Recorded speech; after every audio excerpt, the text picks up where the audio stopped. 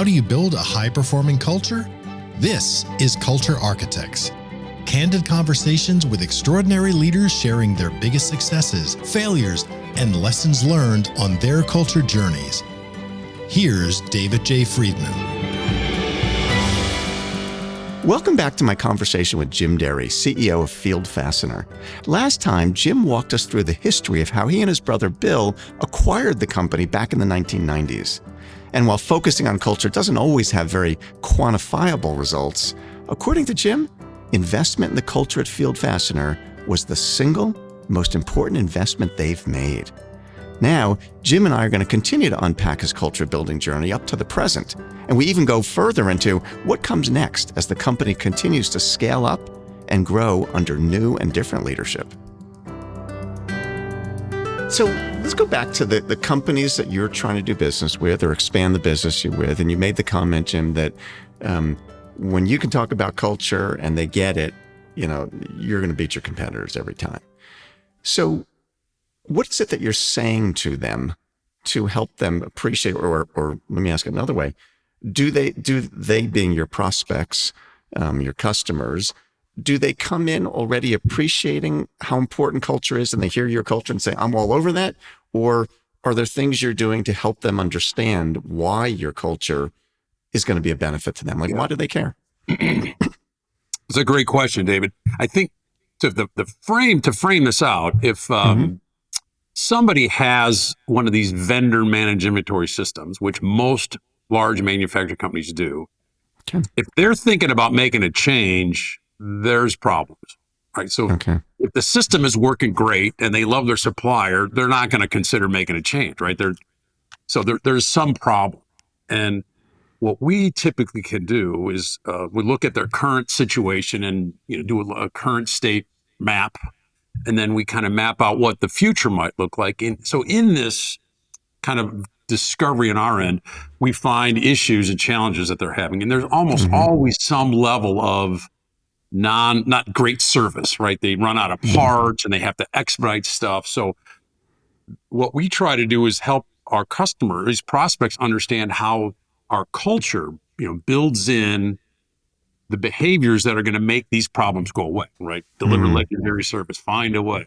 They can act like an owner. All the things that we hold dear when we help these potential customers recognize that our service is going to be different because we teach these behaviors and it's consistent through all of our facilities. When that light bulb goes on, you can say, yeah, it is different, right? So it isn't just squishy kind of, culture. It's like, no, here's how we do it, right? Here's what we do every week. And here's what we do on Mondays. And here's what happens on Wednesdays. And here's the performance appraisals. And here's how we take these behaviors, teach, coach, and train them, and people get it. And, not everybody buys in as much, but when you can help them understand how that culture will make a difference, they get it. And it sinks in best when the company, our potential customer, has a good and maybe purposeful culture as well. They go, they get that. They understand. You're like us. A company that, and if there are people that have a similar orientation to culture, then it's even easier to kind of make that connection because they're doing those same kinds of things. So got it. That's helpful. So let's talk about when you're hiring people. You mentioned that your labor costs are lower. You're able to hire better people. You're able to retain them better, which reduces the retraining and everything else that goes with that. How do you go about, or this is probably from your HR department, but how do you go about figuring out who's going to be a good fit for this field culture? I don't know. I'm not very good at it, earlier. But that's why you hire them. That's why we hire people that are good at it. And part of that is to recognize what you're good at, what you're not good at. But they have the ability to look into the souls of people to go, they will embrace our core values, and we think there'll be a cultural fit. So, candidly, I don't know exactly how they do it. I'm not qualified to make those decisions, but the HR team puts a significant emphasis on that. And again, if it doesn't pass that culture fit, well, then it doesn't matter their last name or their background or their experience. It literally they just don't get a chance to be part of the team if they're not culturally aligned. So when you're bringing in people, if you remember back when we first rolled out the Fieldamentals, were there people back then who were skeptical of whether, what kind of crap is this? Is this really going to, this is kind of hokey, or we really got to do this? How long is this going to last? What was the reaction from people back then? Do you remember?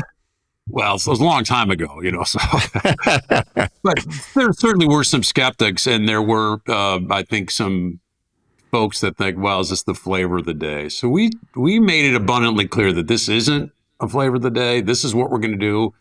And I think the thing that made it so clear is the why behind we're doing this, right? So we're in this, everybody knew about this journey from 20 million to 100 million because we've been talking about it for years, right? And this is our 10-year plan. And so when the connection of how this culture commitment aligns with our strategic plan, I think when those two things were so connected together and people go, they're probably pretty serious about this because this vision to get to 100 million that wasn't a flavor of the day. I mean, this was 4 years into a 8-year, 10-year plan. So I think people really saw that it made sense. And I think for the most part, they thought this is pretty good stuff. So there weren't, I'm sure there were some skeptics, but it took on, it caught fire in a hurry. And I think the fact that at your suggestion, I wrote all the reflections for the first 30 weeks that it was unmistakably clear that this was something I felt strongly about and the leadership felt strongly about. So it was clear that it wasn't going to just kind of drift away and get replaced by something else.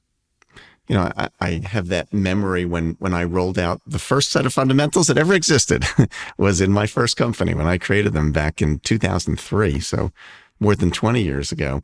And I'm sometimes asked about how our people responded. And for us, and I think if my memory was, this is for you as well, Jim, but you can comment on this.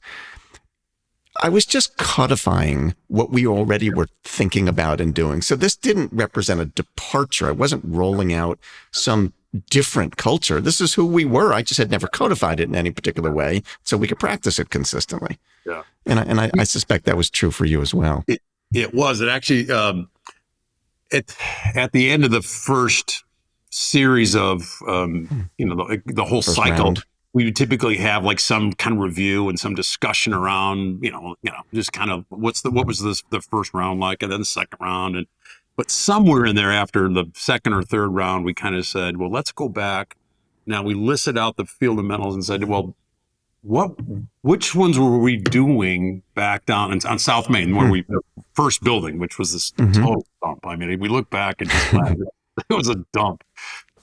And the majority of them, we really did embrace from the beginning. We didn't use those same words, but it was interesting though, because we actually went through all 30 of them, and the majority of them we were kind of doing. Clearly, the one that think safety first, that was not something we embraced early on, and we should have, but we just didn't. But the majority of them to some level were really kind of in the initial kind of DNA of the company. It goes back to, because this is kind of really what our family culture is. That's Bill and I were the leaders, so that it took on the kind of the flavor that we brought to it. Yeah. Do you have a favorite Fieldaменtal? I get asked that a lot. I think I've got, it's like, which is your favorite child? Like that one.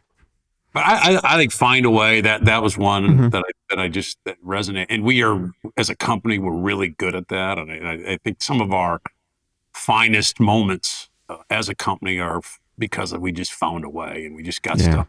It's like, and it's good. That's a great one to talk about because you can, when you teach it to people and you can give like really great examples. But Think and Act Like an Owner, there's some great stories around that. Deliver legendary service. There's a bunch of them, but those are the ones where it's kind of like it drives our best moments. Like it fueled kind of our finest days. Those are the ones that kind of get me fired up. Yeah. And so what would you say, as you think about, the almost 10 years of practicing your Fieldamentals, what's next with them? I mean, Adam certainly, so for our audience sake, Adam is Jim's nephew, and Adam is the one who's taken over as the president. And my observation is it seems like Adam is as passionate as you are about them. What's next for them? We've talked about, is it time for a kind of revision and maybe refining them? And when we did it, we said, we hope that they're going to be permanent, but we can adjust them. But we just haven't really felt that they need to be adjusted. So I think the Fieldamentals, as they are, I think we're good with them. I think we've continued to try to refine the culture and make it better as we've gotten bigger. And at some point in this journey from a 20 to 100 million, we said, Jesus, if we get to 100 million and mess up our culture, then we all fail. But I think we figured out that that's not the case. And actually now we think that as we get bigger and scale, we can make the culture better. We can do things now as a bigger company than we could when we were smaller. I mean, like, for example, with these acquisitions, it just creates more opportunities. So last year we hired 128 people. Wow. We didn't have 128 people when we started this, but so now there's just more, and we had 43 promotions last year. Wow. So the Fieldamentals are in place, but the culture keeps getting better because we keep adding people that make the culture stronger, right? And it's not necessarily a cultural fit. It's kind of what are they going to do to enhance our culture? Actually, Adam Grant was just talking about this. So this is what I was going to try to get your opinion on. He talked about if you get too much of a culture fit, you can be kind of too homogeneous. As opposed, you need to be thinking about, how does this new person you're thinking about, how do they make our culture better? Like a culture, how are they going to enhance our culture? Do you buy into that thinking that the alignment, maybe you don't want to have too much alignment, but it's like the culture enhancement? The way that I would say that, Jim, I'm sometimes asked that in Vistage groups about this conflict or seeming conflict between, aren't we supposed to have diversity around here? And do we want cultural fit? And the way that I like to describe that, or the discernment I would add to that, is that I think we want homogeneity as it relates to values, and we want diversity as it relates to backgrounds and experiences. So I want to bring in people who come from all different perspectives and all different backgrounds, but I don't want people that don't value the things that we value. I want homogeneity as it comes to the values that we have. And so I think that's the way to balance diversity. I want people to think like we do from a value standpoint. They care about the things that I care about. That's a great way to think about it. And we that's what we tend to kind of focus on, the alignment to the core values is kind of what HR is trying to do. But the whole idea of having diversity of thought and opinions and perspective, that's, I think, again, as we get bigger, then you have a greater chance to have more of that diversity. So I think the culture gets better. We added some benefits, like the last couple of years, a life coach. So, again, we didn't really have the means to do that, but now that's a benefit that people just love having, right? So there are some things where the culture we think can continue to get better, more training and more development opportunities, more mentoring programs. So the culture, we continue to refine it. The Fieldamentals stay the same, but we continue to add some things and layers around it to kind of continue to make sure our culture is getting better. I mean, it's from the beginning, one thing you talked about is where does culture fit into your strategic plan? Well, that's, it's an element of ours. And so every year we're thinking about, okay, what can we do this year to make our culture better than it was last year? So that's this constant thing that we're working on.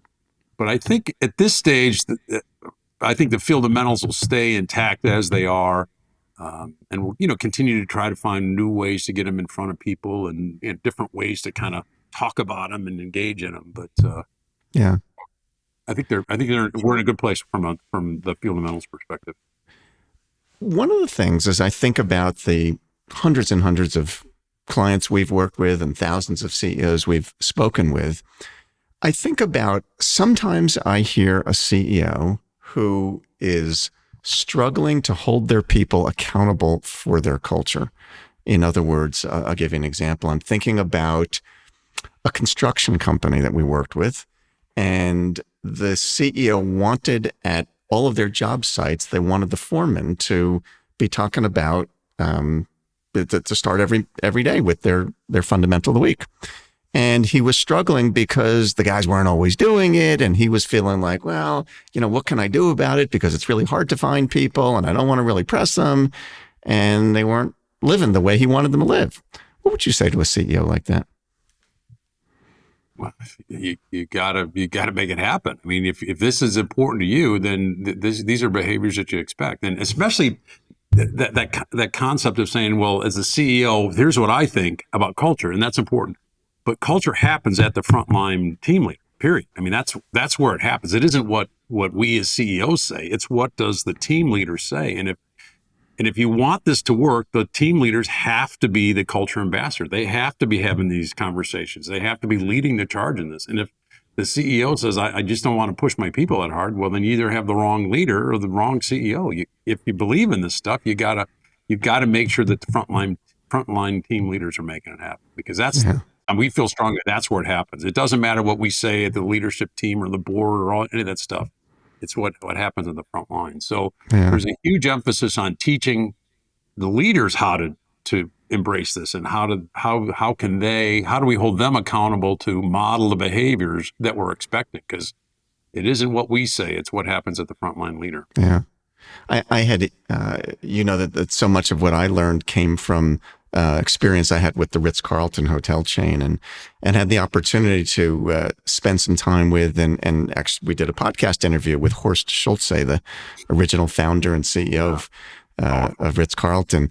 And one of the things he said to me about this point, he calls it, he's uncompromising. He was uncompromising about their culture.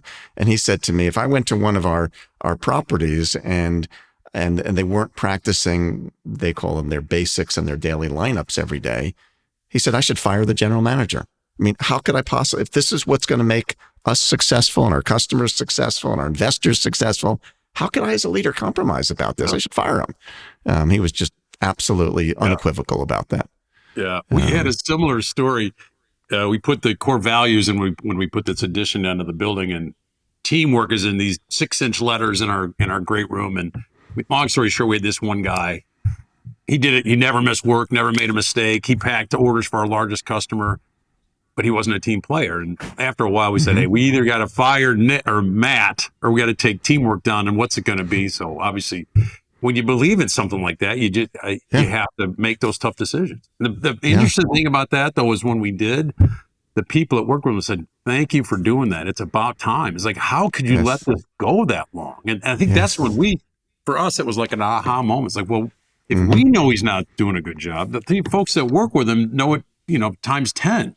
Yes, and we're talking out of both sides of our mouth if we don't hold our people accountable to these behaviors. So I think as leaders, if we see behaviors that are inconsistent with what our expectations are, we have to act on it, because then it looks like we don't walk. We're not walking the talk, and that's I think very harmful to any organization that puts a big emphasis on culture. Yeah. I've said to many people that to me, sometimes the best definition of any organization's culture is to look at the behavior that you tolerate. If that's the stuff you let go on, then I don't care about what the signs you put up in that big great room. What you allow to keep happening in the organization, that's the real culture. Yeah. And almost every leader has had the same experience that you had there, Jim, that when you finally fire that person, everybody else says, what took you so long? I was wondering when, thank God you finally did that. Yeah. And what's so interesting as well is that we rarely lose the things we feared losing. That when we worry, sometimes we don't make that decision because the guy's really good, or because he's got customer relationships, or he's got a skill set that's hard to find. And that's the excuse we use sometimes for not dealing with it. And rarely do those things materialize. We don't lose all the things we worried we were going to lose. And then we're kicking ourselves saying, darn, I should have done this a long time ago. Yeah. If anything, we wait too long to make the decisions that we know we need to make. Yeah, I think it's true. So I'm curious, Jim, you're a family business. I grew up in a family business. Many of our clients are family businesses too. You've had this interesting experience now of going from one generation to another. We have clients that are 4, 5, 6 generation family businesses, which is really fascinating. And so I'm curious, in what ways do you think promulgating culture is easier? In what ways do you think it's harder in a family business? That's a good question. I think the easy part of the easier part is that Adam grew. He's been there for now 19 years, and Hmm. he buys in completely to kind of to everything we stand for, right? So he, as our leader now, he really embraces and lives out the Fieldamentals. So he's a Hmm. great role model because he really does do a great job embracing that.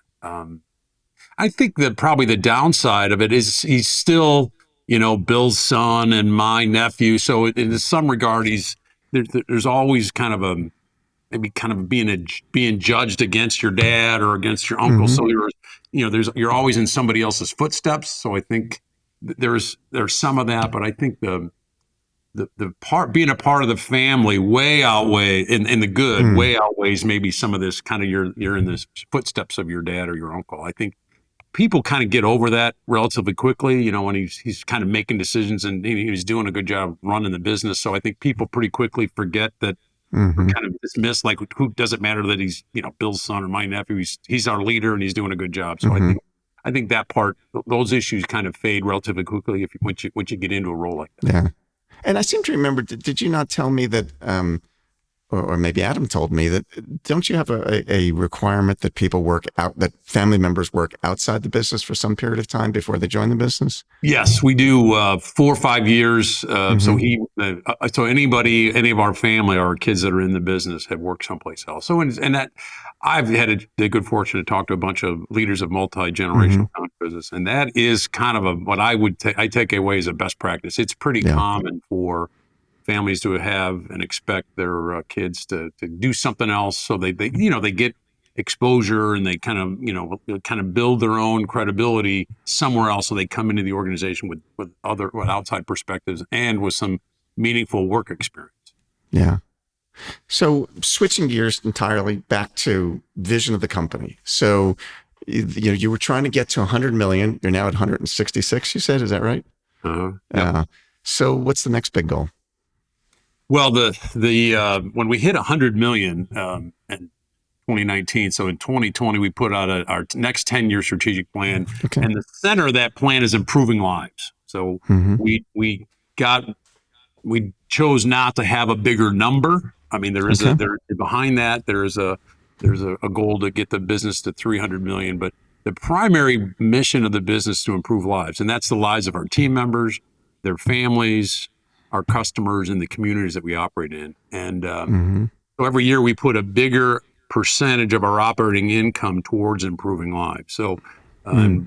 by the end of the decade, we want to have 10% of our operating income going to improving lives. So it's been fantastic to see Mm. the organization embrace that. And, we've done all kinds of volunteer stuff. We built a couple of Habitat for Humanity homes. So that's a great example where Hmm. the company can, we can pay for the materials, and then the team can do a meaningful amount of the construction on building a house. So, at the end of this Hmm. project, there's a house standing there and there was a cement Yeah. slab when you started.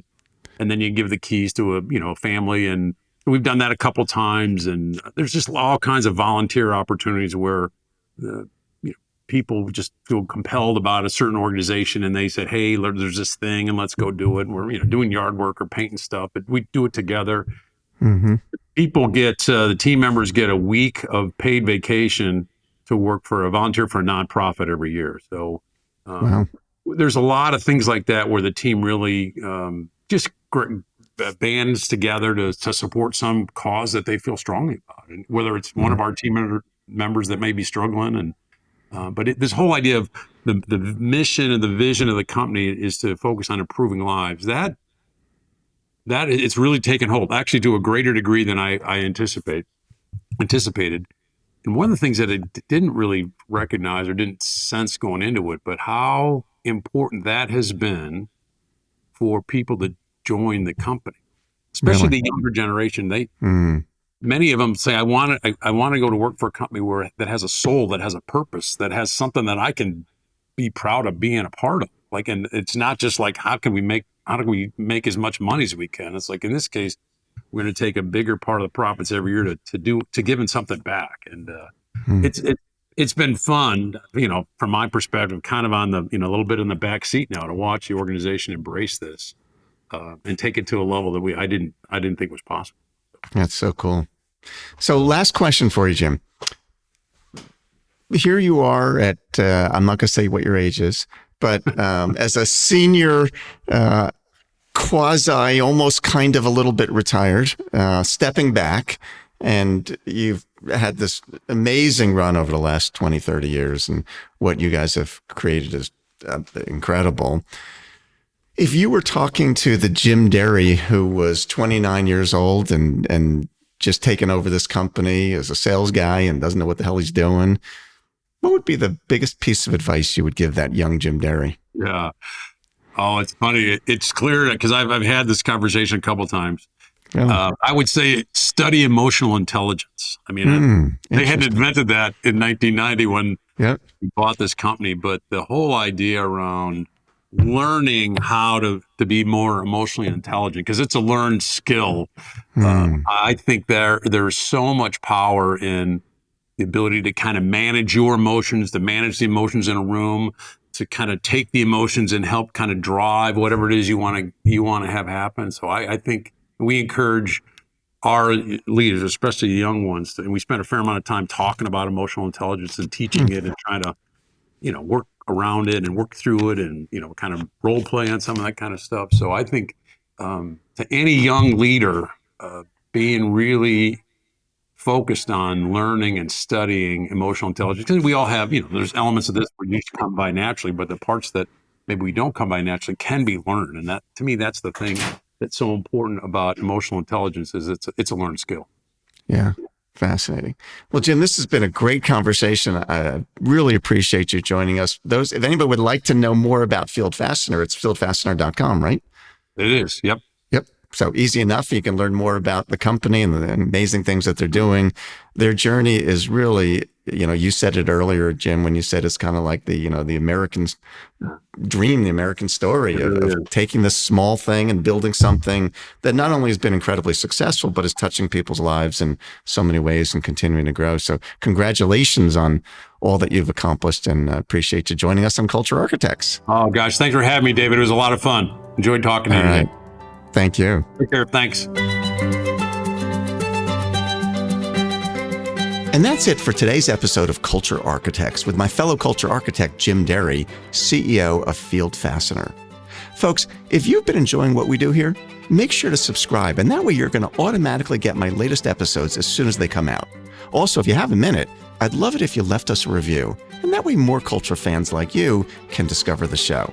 See you next time on Culture Architects.